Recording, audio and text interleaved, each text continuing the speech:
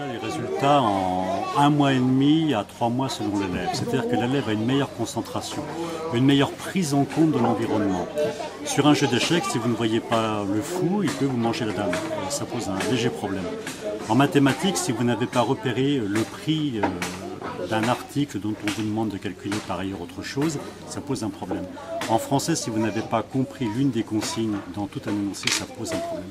Donc il y a une transposition qui est claire, qui est évidente, de la prise en compte globale d'un énoncé, qui soit échiquéen, mathématique ou français. C'est ça la première chose.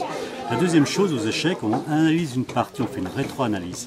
C'est-à-dire que là, l'enfant, lorsqu'il a un échec en mathématiques ou en français, va analyser la cause de son échec. On est dans une phase de ce qu'on appelle dans le jargon la métacognition, et les échecs aident à cette prise en compte, autrement dit, aident à ce qu'on ne renouvelle pas l'erreur parce qu'on l'a identifié.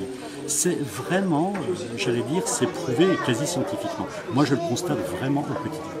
Je pense franchement que les échecs apportent beaucoup plus qu'un simple jeu. Ils apportent un point commun, ils apportent une touche qui est propre à ce village-là et au village.